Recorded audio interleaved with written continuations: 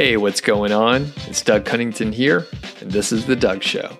In this episode, we're talking to Christy, who is joining us again after she's hit $1,000 a month. Now, Christy first joined us in episode 10 of The Doug Show, so this is like from way back, and we recorded this episode in July. So, little history on this site. I'll sort of summarize some things.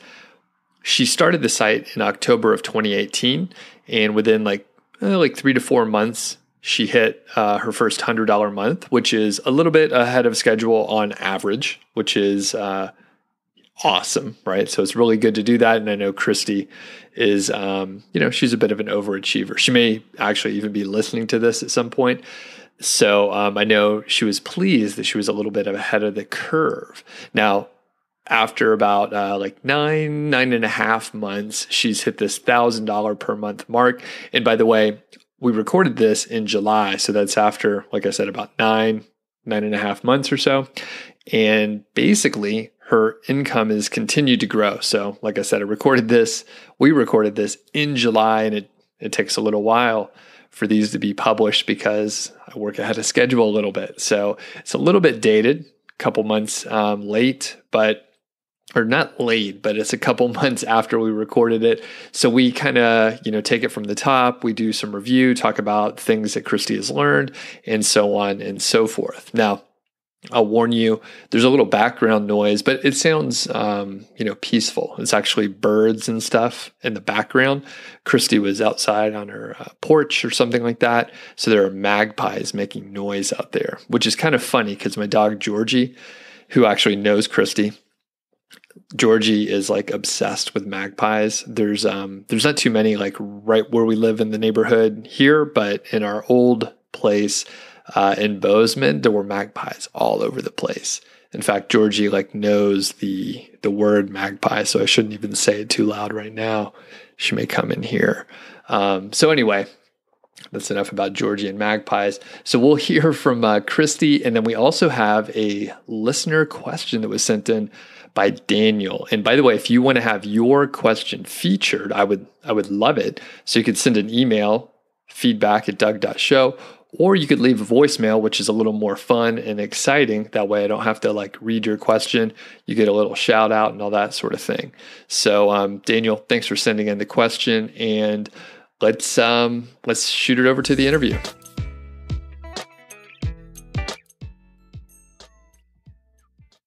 Hey, what's going on? It's Doug Cunnington here from Niche Site Project, and I'm sitting here with Christy. How are you today? Doing pretty great. So last time you were on the show, it was many things that were different. We were sitting in my kitchen. You were celebrating making like $100 a month or so, and it's about 6 months later, and you no longer live in my town. Yep. So many things are different. Yeah. And congratulations, you just hit a new milestone. So what sort of revenue are you making now? Yeah, so I just hit $1,000 a month last month for June. And it was a combo of Amazon, one other affiliate site that I'm part of, and then kind of a referral program that I did with more of like an event-based company. So one of those, and together we got over the milestone. So pretty happy about that. Cool. That's awesome. And how old is the site for people that haven't listened to the other episode yet? Yep. It is. I started it brand new as of October 1st last year. And so we're now into July, but I would say most of the content, probably at least 70%, is more in the 3 to 4 months old range. Because I did a big sprint, and I wrote a post about that for you too, but did a big content sprint kind of later down the road. So older-ish site now, but most of the content's still pretty green. Awesome. Very cool. And so just the quick summary is the site was started in around October of 2018. In less than a year, you hit $1,000 a month. And you have quite a few posts out there. So can you just how many posts do you have on your site? Yeah. So now I think it's around 130. and probably a little over 50% I've outsourced, and the other half-ish I've done by myself. I would say info versus product post, it's probably 50-50 also. Okay, cool. So sounds amazing. Now, before we get into more details here, can you just give a little bit of an intro so people have an idea, like your background and how we connected at first and all that kind of stuff? Yep. So I had been in the marketing world for my whole career. So I started working at a tech company right out of college and did that for 10 years. All just kind of different marketing roles. So doing writing and design and branding stuff and events and just kind of the whole gamut there. And then I decided I wanted to move to Montana, Bozeman, where I met you, of course. And I quit my old job and started my own business. So I run a small business now that's totally separate from my niche site or really anything else that I do. So that's what I do is kind of my full-time job now. But it does give me the flexibility to work from home and start a niche site. And because of the marketing background, it was nice because I had kind of all the pieces that I needed to do it and get it started myself. So. Gotcha. And did you have much of a background in SEO? You know, obviously you said you had a lot of marketing experience, but what about SEO? No background in SEO. Yeah. It was kind of the one piece of marketing that ironically I never did. So we always had a different team that did kind of the digital SEO stuff at the company where I worked. So I'd never even looked up keywords. Like I'd never done any calculations of anything. So I was definitely starting from the ground up. Gotcha. And like, what are your impressions now that you're fairly experienced, like doing SEO? If people ask you questions, like you'd probably be able to give them some answer. So yeah, what are your impressions now versus like what you thought before? Yeah. Well, I really like doing the SEO stuff now. I don't know that I would have in a corporate environment. I don't think I would have found that quite as fun. But when it's for your own niche site, like you're pretty motivated to find kind of the hidden gems out there. And the more that you start to dig, the more you're like, oh, there's a bunch of underserved content that people really want to learn about that no one is supplying or that really isn't that great. So right. I find it pretty motivational to dig into the keyword side of it now because I just see a lot of potential. So, okay. Interesting. And it's another thing like that I want to highlight here. There's so many folks out there that they're like, the space is saturated or all the good ideas are taken or I can't imagine something that isn't already covered. But you found one that like you could probably put, like if you had unlimited resources, you'd probably have like 3 times as much content and stuff like that. 10 times as much probably. Right. So, so they're totally out there. And then in less than a year, you didn't know anything about SEO, but you've managed to do like I this. went from listening. Yeah. I listened to 2 podcasts about it. It was before you had a podcast of your own. So I heard you on a different one. And then I heard one other gal's affiliate marketing episode. And I was like, And then I contacted you and I was like, let's get coffee. Right. So yeah, but I literally knew nothing about it. Okay, cool. Okay. So just again, people, it can be done. You don't have to have a background in anything specific. So, all right, now let's talk a little bit about like deeper SEO stuff here. So, you are fairly new to SEO, although I would consider you experienced at this point. There are updates that come out all the time. Since you've been doing this, you've probably seen 2 to 3 like sort of major updates for the Google algorithm. And it seems like you've stayed clear. Do you have any insight on maybe why? Just speculation, of course. Well, you told me not to worry about them. So I just press on. Yeah, I mean, it kind of just falls in the land of things that are outside my control. I kind of figure, Amazon could restructure in the future and there's nothing I can do about it. So, my goal is just to stay heads down on the content So that's where I put my time and focus, and some of the articles will work out and some of them won't, and that's fine. I get closer on what will work out by doing the KGR terms, obviously. But as far as the bigger picture stuff, like what Google is doing and what Amazon is doing, they don't ask me my opinion. So I just keep following kind of the best practices and trust in the process. Excellent. Now, I will ask about like link building and stuff. So do you have I didn't ask you to prepare anything ahead of time. So if you don't know the answer exactly, you could just sort of get close enough. But do you know about how many backlinks you have going to your site?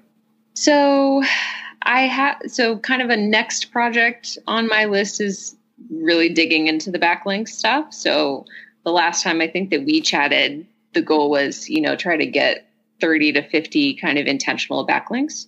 So that's on the near term goal list. As far as links that are just coming to the site on their own that I haven't really done anything, I think there's a couple hundred, but they're probably mostly junk. If I had to guess, I haven't gone through the entire list line by line. There are, though, some real ones that I have gotten. So I've had some guest posts.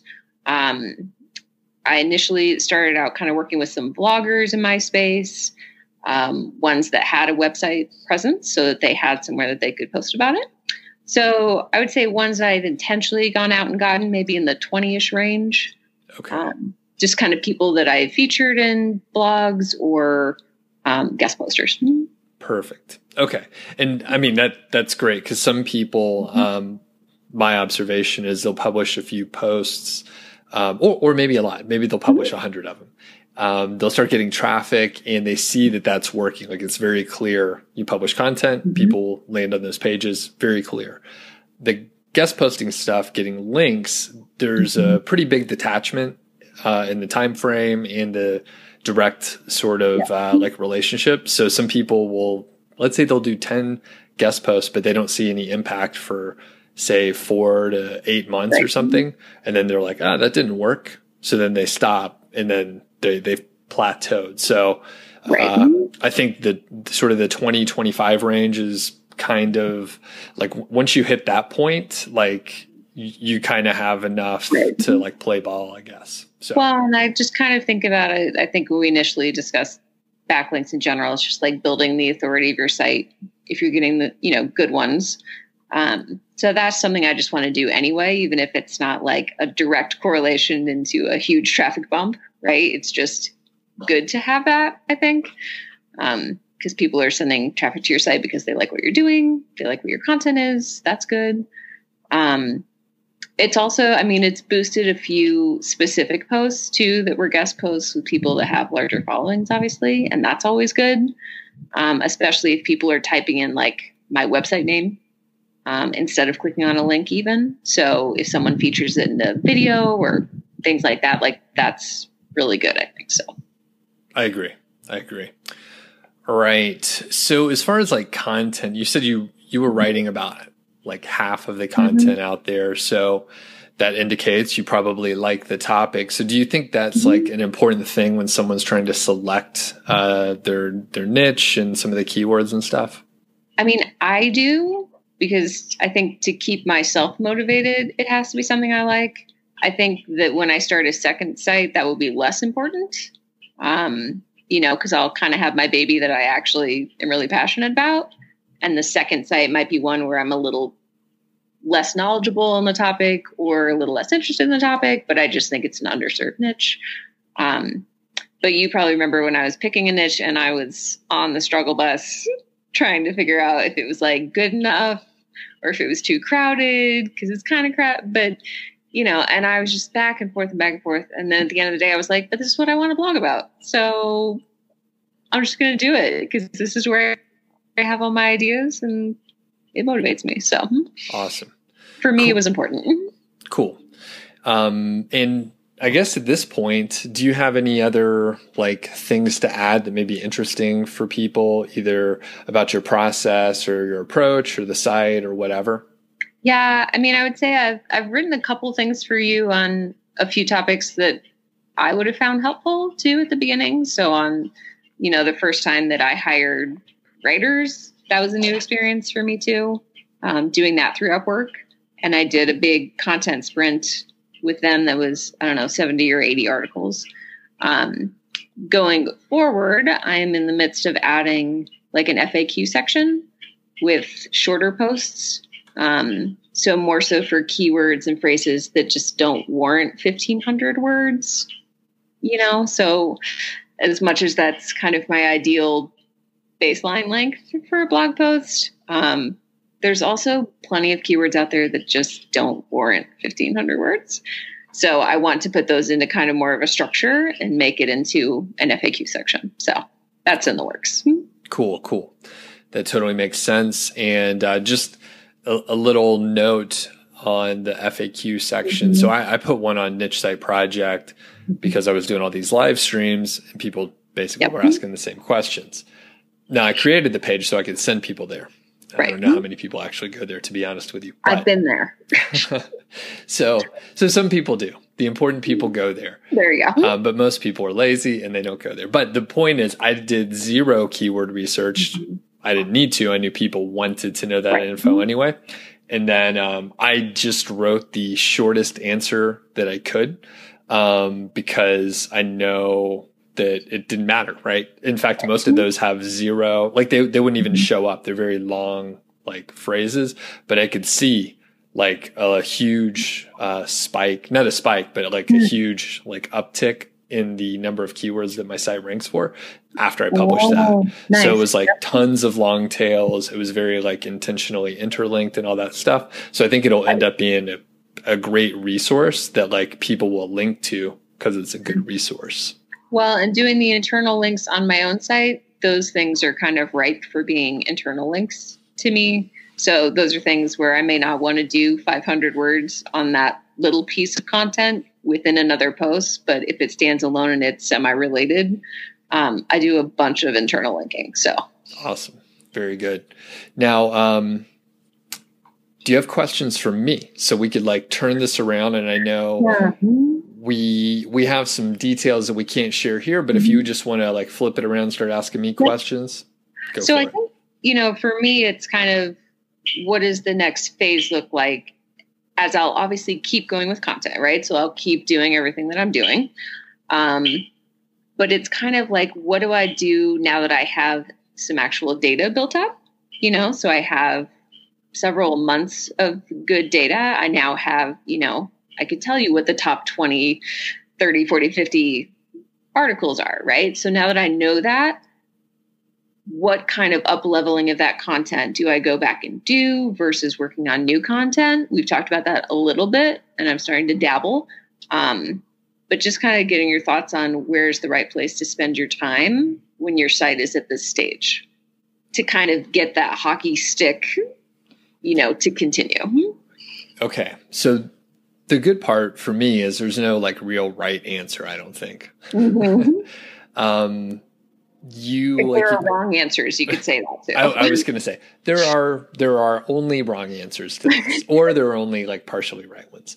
So there's only a couple things that you can do. So you can spend time on content, or you can spend time on building links.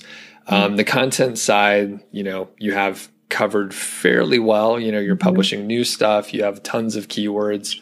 And like you said, you have data on like what is ranking, what's doing okay, what maybe needs some help. So I would probably like focus more on auditing and improving the existing content, because you've published so much. And like, let's say, for example, you continue to publish, you double your content, you have like 250 posts or so, and then you try and audit it, like it'll be even more overwhelming than it is currently. So I would pause and maybe not publish anything new for a little bit, or turn it down, and then make sure that like you're doing well on the stuff that's out there.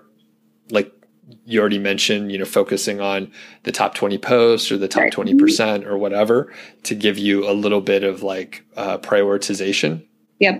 And I would refer to a few resources. One is like, your Search Console data, which you have insight for those top 20 posts, like what keywords are bringing in impressions, what's bringing in clicks, and what you'll look for, the areas, the topics where you're getting impressions, potentially getting clicks, maybe very few clicks, but you're getting impressions, but you're not actually like optimized or even trying to rank for those.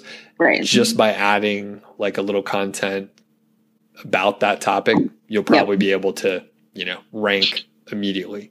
Because you're already potentially ranking on that. Yeah. For existing posts, when you're going back and kind of tweaking them, are there things that you should not be touching again that would throw off Google? If these are kind of my top 20 posts, I also don't want to break them. Right. Yeah. So what don't you touch about them?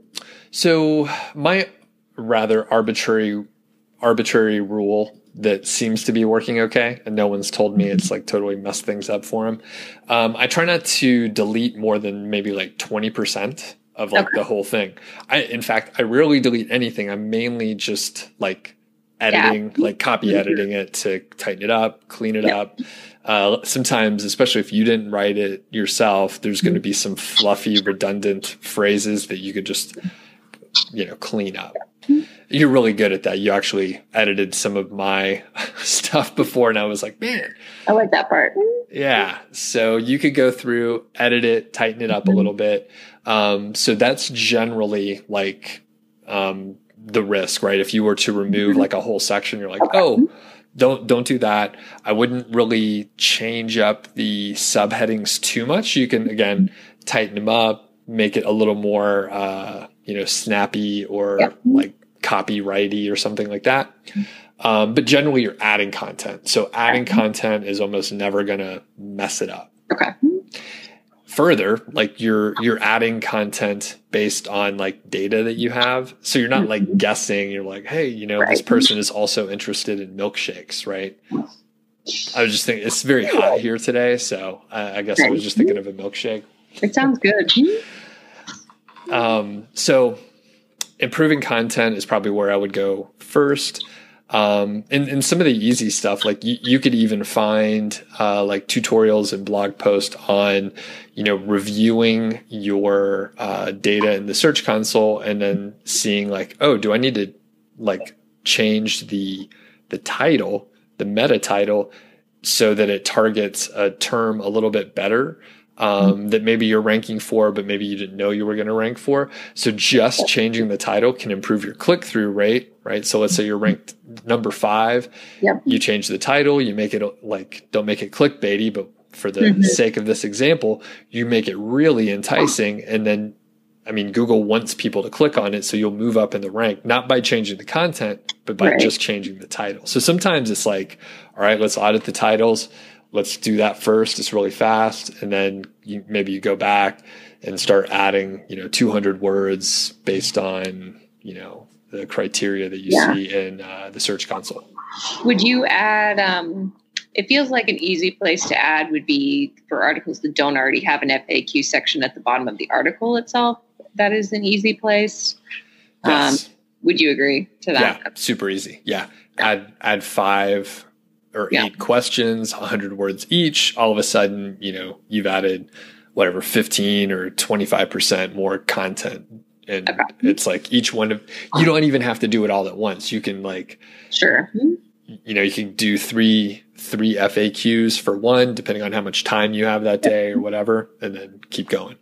Well, and kind of what I've been doing is I made a checklist of all the things that I thought I should either double check that existed in the top 20 posts or that I wanted to add or change or whatever. And I've just been going line item by line item in a spreadsheet and checking off that I went through each of those for each post. So I don't know, that's slightly less overwhelming to me to do it that way, because then I know exactly which posts I've already touched and I'm not going to go back to those until I get to the rest. So that's a good way to do it. Yeah.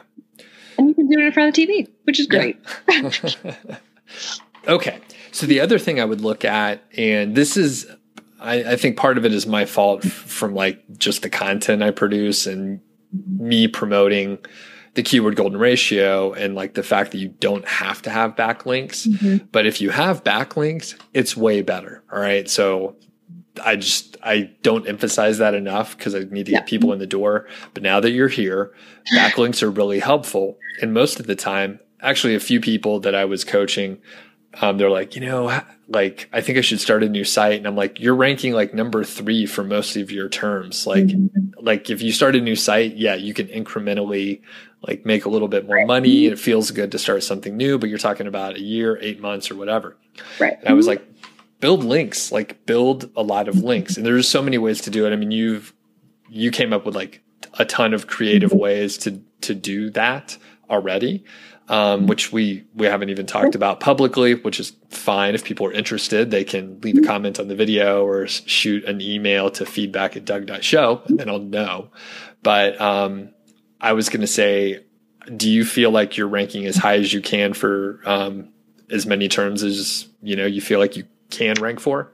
I mean, I think what I need to do is kind of pull that whole report of what I am ranking for, right? Which you've helped me with in the past, which is great.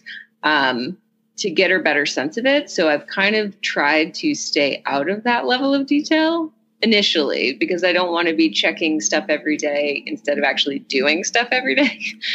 So I've tried to be like, you know what, content is the thing. I'm going to focus on that for the first months. And then now I've only really started dabbling in the data to even kind of look and see where I am.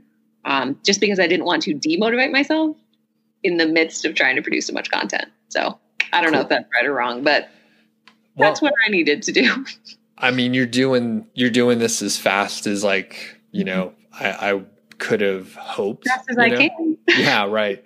And you have the revenue to show for it. Cause I was going to say, I know some people, they're like, all right, I'm going to publish 300 posts. And they publish 300 posts in like 2 years. And they're like, how do I make money now? And I'm like, oh man, you missed the point here. So your approach is fine. But what I was going to say is, I think focusing on getting backlinks, even to the point where you're like, all right, you published a lot of content. I think the post that you wrote for me was like 84 posts in 90 days, right? It's very popular, by the way. Very tiring. So you did all that. And I think just imagine if you were on like podcasts and other YouTube channels or whatever, people interviewed you. It's a little bit faster, right? So if you do an interview like you're doing with me now, like you end up getting a backlink from their site, and then potentially people are going to just find your site. They'll Google you and then they'll get to it, right? So that's maybe an easy way to get backlinks, is to just be a guest on other shows.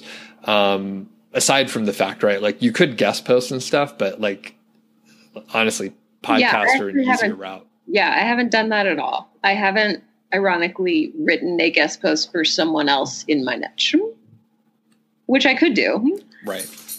But I guess I haven't felt like that was maybe the best use of time yet. I do have a backlink question, though, which is, if you write a top 10 doghouse, or dog toy producers or whatever, and then you contact all those companies and you're like, hey, you're featured on my list of whatever. Would you, share this out? Obviously, that's nice if people click on those links that they share out, if they say yes. Do social media links technically count as backlinks? I think technically, yeah, they do. But generally, they're no follow. However, right, so there's all these caveats. So yes, they're links. They're probably no follow links. But if like the right person or company shares it, then, and you get a lot of traffic, like I think that matters. Okay. But I wouldn't, honestly, I wouldn't spend time on that. In fact, I get pitches fairly often. Actually, even to niche site projects, someone was like, hey, like, they wanted something. I don't know what it was. Sure. And then we'll share it with our social media followers. And I'm like, I don't give a fuck about your social media followers. Like who is going to follow a link on social media I'm like, no one gives a fuck at all. I Sorry. only I'm just do like, it, I hate social media. Featuring someone, and then I let them know that they were featured. Right. So I've never reached out to someone and been like, hey, would you feature this thing that's like tangentially related to you? Like, I don't ever do that because that feels weird. But if we do feature someone, then I think it's okay to reach out to those brands and be like, hey, you're in this list, you know, and I don't know. And that would be the right way to do it instead of like, and I'm not sure, maybe they think they're whatever, 30,000 across all their platforms or something like that. Yeah. But honestly, I mean, I'm trying to ignore social media. So Right. basically I'm like, I don't care if you have, I don't care how many follow. I mean, if the right person, but yeah. Right. Anyway, so technically to answer your question, it is a backlink, but technically I wouldn't really care about that. And I think the hard part for you is probably going to be, like we talked about before, just like everyone else, the like feedback that you get from a backlink is very slow, and I feel like it's more of a cumulative effect. And when we stop recording and finish the call, I'll show you like just some data for Niche Site Project where like I'm doing more like not more guest posting specifically, but more like outreach for bigger platforms. So like actually, I can just talk about it here. So you edited for me the HubSpot post that I did. It went live, and an interesting thing happens on very big websites is other sites syndicate it all over the place, right? So I had a couple of those things happen, and like my backlinks went up like dramatically because of that. So, and other people, like it's partially name recognition. I don't think many people actually followed the link. But now all of a sudden it's like, oh, Doug wrote a guest post at HubSpot or whatever. And it was beautifully edited. And so I'm going to share it. Right. Yeah. So it was much tighter after you took out all the extra words. So. Well, I think the other thing that we talked about with backlinks that you're not trying to go get yourself was that kind of doing your own statistics or publishing your own data is the kind of thing that really attracts other people linking to your site. So I would throw that out there as something too, where if you can kind of produce your own metrics for a topic, that's good. Like I have a little project doing that who knows if it'll turn into anything, but maybe. But I've also seen it for other niche sites too, where it's like, if you're going to be creating your own data that no one else is doing, that's something that's really ripe for people to start linking to. So. Yeah. In fact, I got a good idea for you. Again, just generalized. So like anyone can do it anywhere, but you could do a survey, right? So you could do a survey for whatever, and then you have the data, right? You can share it with other people. And this is one that I've thought of, but I haven't done before. So obviously the more data you have, the better. So you can email, like get in touch with these bigger like bloggers or vloggers or podcasters or whatever. Hey, we're doing, or I'm orchestrating a survey. If you want to be a part of it, like we'll all cross promote it and blah, blah, blah. And then you end up being the hub, right? And if you're the hub for something, you already know this, right? So like if you're the hub for something, like people see you as the like entity that brought everything together. So like you're like elevated as high or higher than the people that are in it. So if you bring people on that are bigger than you, then you look like you know what you're doing. I've done this not that specifically, but I end up, you know, if you could organize things and like set up a meeting every day. I do this. Yeah. So anyway, 4,000 surveys. You can do that in like any industry, basically. And then like you said, once you have the data, then people will want to talk to you. Well, because we're, the industry that I was in, which was tech, like it was all white papers and reports all the time, right? And that's how you generated leads, and that's how you made the news, and that's, is by getting together data that's unique and presenting it in a readable format, and there you go. So, yeah. So, okay, any other questions you have for me? I mean, I think it's just, kind of what the next phase is and what is the best way to keep the momentum going, Sure.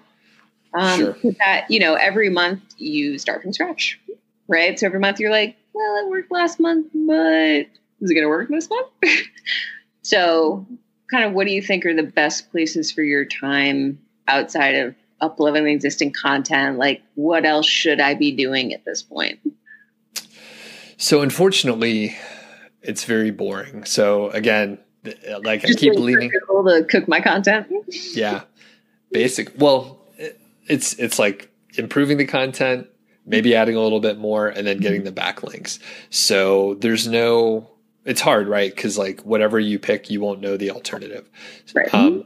All of those are positive things. So if you do one, it's probably going to be fine. I think I was kind of hinting at, I think you have enough content right now where you're probably better, like you'll get more bang for the buck in your time and resources and all that by putting the backlinks in now. Cause let's say it takes 6 or 8 months for them to really like show their impact. Well, that'll be great whenever that happens. But the longer you wait, the longer it'll be. So what is a bird attacking you? Is that a magpie? I started feeding them and it's turned into like a Hitchcock movie back here. It's very intense all the time. Nature is very stressful. So, so to get back to the answer to your question is generally like, if you spend time on those areas, it will generally be fine. Okay. And a lot of times, like in the course, I get you started on the first sprint and then don't really guide you after that. That's intentional because some people are going to really gravitate towards one area. Some people don't do all the work they're supposed to, and they just like skip the backlinks part and they just keep publishing content. And then when I catch up with them later, I'm like, well, did you do, the backlinks as prescribed? No, but I published, 10 times more content. And I'm like, well, go back to the beginning part. Right. And then if you do that, it'll take a little while, but if you trust the process, like it generally pays off. So, well, and the nice part about focusing on that and not just trying to do another content sprint is that it's much cheaper, which I don't mind right now. So, right. Improving existing content is something I can do myself and it's pretty easy. So, yeah. And then, if you do the backlink, sort of the couple ideas I threw out where it's like maybe do a survey, maybe do podcasts, like that's generally just, sending some emails, scheduling some time. You're now using Skype very effectively. So Thank you. I worked in tech, as you can tell. All right. Well, okay. Let's finish it up here. So do you have any tips for people that are either just getting started or maybe they haven't started their site yet? Well, I actually have 2 sets, but I've already written them both for you. So I would say probably, I think only one of them has been published already, but the other one will probably come soon. But the first one I wrote was about all the things that I wish I didn't spend time on. So that would be a tip is don't spend your time in any of those places. It's just kind of looking back, what really helped my site or not isn't always the things that you want to work on just because they're fun. So I wrote a piece about that I think is useful. And then the one I just did was kind of how to stay motivated when you're not making money yet, because that's going to be most of your quite a few first months. And that's just hard. It's just hard to do when you're sitting in your house working on your niche site and you're like, I don't know if this is working. I made $40. So it's, my tips are kind of avoid doing the things that are really going to waste your time instead of boost your site in the 8 months that it takes for it actually to happen.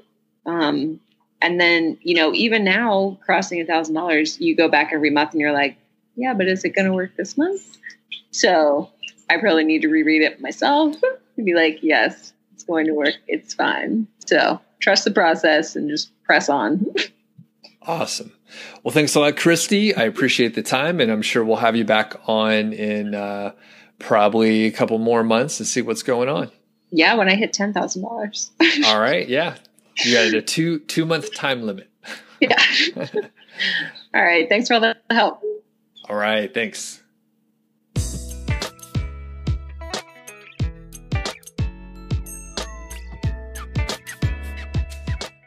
Thanks a lot to Christy, of course, for joining me. And she's a student of Five Figure Niche Site, so a little plug for my course there. And further, Christy is a great writer. Actually, she's a much better writer than me and generally a communicator. So I asked her to write a few posts for me over on Niche Site Project, and they are extremely popular. They have great headlines and hooks, and it's written really well. She's a great copywriter, and I encourage you to go check them out. There's a few links in the show notes and description, so you could check those out. There's going to be a post. Actually, I'm publishing it in a couple days from when I'm recording this right now, but by the time you listen to this, it'll be out. It's a Pinterest case study, so definitely want to check that out. Christy was able to get early traffic to her site from Pinterest before she was ranking for anything in Google, which is kind of amazing. When she was showing me the amount of traffic that she was getting, I was shocked, number one.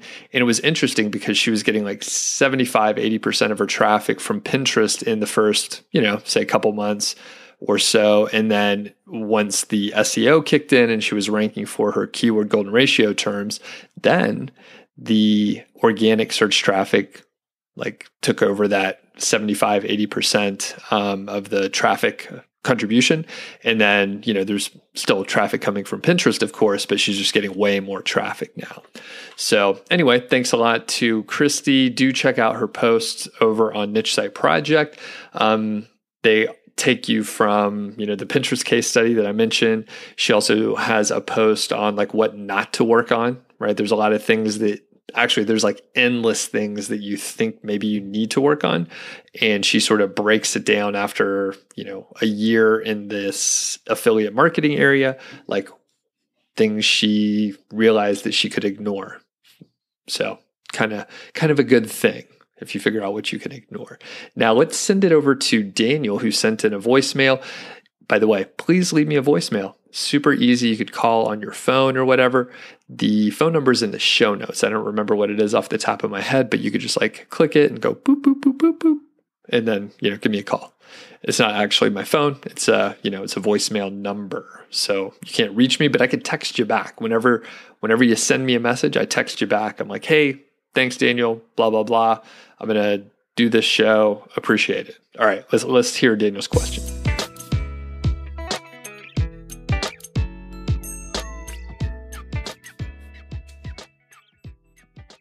Hey, Doug, this is Daniel from Toronto, Ontario, Canada. First off, thank you for all the value that you add.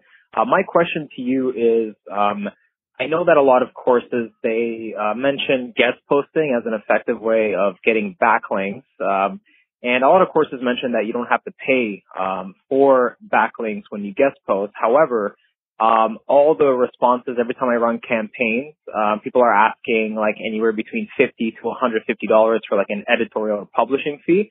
I just want to know if you have any strategies around that or how to kind of avoid that in general. That's my question. Thanks so much again. Daniel, thanks again for leaving the voicemail. And this is a common question. Now, I can tell you in my course, I also recommend guest posting. And I think the key differentiator from what I teach and what I try to do is I'm not trying to spam the internet with a bunch of bullshit emails. And Daniel, I'm not suggesting you're doing that specifically. I actually don't know what you're doing exactly. But you did mention a campaign, and it's just a term. But what I see out there a lot on the receiving end, because I have a few blogs out there, I get pitches all the time, and people are just using the same old templates. Some of the ones that I've seen for, years from Brian Dean and, Quick Sprout and Neil Patel, those sort of templates. And then actually the template that I put out, sometimes I get that back. I started way back using those templates from Brian and Neil and tweaked them a little bit, based on things that I thought may be useful, things like, showing that other guest posts were published by me and other places. So there's some social proof there. But the big thing is that things have changed. Supply and demand has kicked in. People with blogs now see that they're getting, well, unfortunately, all these spammy emails where it's like, hey, I found your blog and it looks like maybe you would want to publish or link to one of my posts, or maybe even publish one of my posts. Let me know if you're interested. And it's like, that's not going to work anymore. Yeah, sure. People want to make some money and they're going to ask you, now that they see that they're getting multiple emails per week, maybe a couple per day, like I'm getting. And if you even get a response back, most of the time it will be asking for a fee, because they can do that. They see that they have a valuable thing that you want. Now, honestly, $50 or $100, that's a bargain. That's a huge bargain compared to what you would end up paying for a guest post if you went to a actual like guest posting service like Loganics or The Hoth or something like that. And those are a couple companies that I use personally. It's very expensive, 4 or 5 times the rate that you mentioned. So $50, $100, that's a good deal. You should probably go for it. Now, if you want to avoid the cost, which I can appreciate, right? I mean, if you're able to do it without having to pay, then I mean, that's obviously better. All right. I don't have to explain why. All right. So here's what you should do. Basically, the longer you invest in building the relationship and the more things you could do for the blogger, like you're going to get a higher rate of success, and there's a very strong chance you won't have to pay anything. They won't even ask you. And it's about creating value for the other person. And it could be, slightly intangible, right? Obviously, like you're trying to save money, so you're not going to be like sending them gifts or any sort of monetary thing, which honestly would be weird. But instead, you could publish a roundup post and mention, a bunch of different bloggers or influencers, Instagram folks, YouTube influencers, fill in the blank, right? There's a ton of places that people are putting out content. You can, do a roundup. A lot of people will call this some sort of an ego bait thing where you mention them and then they feel good about it. I mean, if people are doing something online, they want to be recognized, they want to be linked to, and they want to like help spread the word. They want help spreading the word, right? So if you can do that and then show them that you're doing it, just, hey, just a quick, you could send this sort of a message. Hey, quick heads up. I featured you in a roundup. Love the work you're doing. And, let me know if you want any changes or if you need anything. Keep it short. No one wants to read a long email. And obviously it should be relevant and it should be helpful. Don't ask for anything right away. Like the longer that you can wait to ask for something, the better. If you come out of the gates, this is what most of the pitches are like. Hey, I saw your article. I really like what you're doing. And can you link to my site? That sucks, right? Like you're going to get asked for a fee if you get a response back at all. So anyway, the longer you could spend doing it, as far as networking, the better. And you could network in like any way you could think of, right? Any way you could think of. So that said, you can like share their stuff on some social channel, wherever they're most active.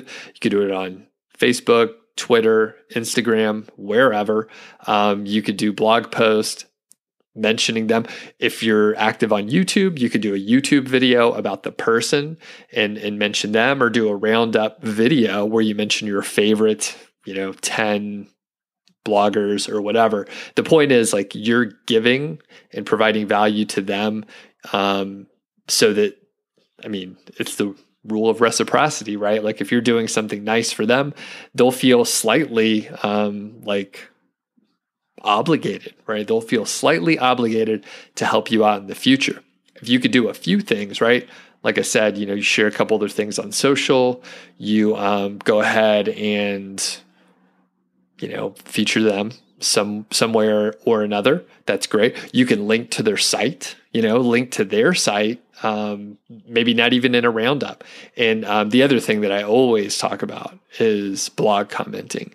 And I know actually a lot of people are like, blog commenting sucks. Where do I put the link in? Blah, blah, blah, which is obviously, that's completely self-serving, right?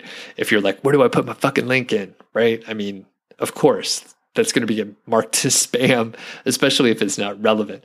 So, and sorry, basically I see a lot of comments on YouTube, which is it's a circus out there. YouTube is a circus. So I don't know who is even leaving the comments or if I should even entertain them. But anyway, people are like, where do I put in my link? Where do I put in my link? It's all about them.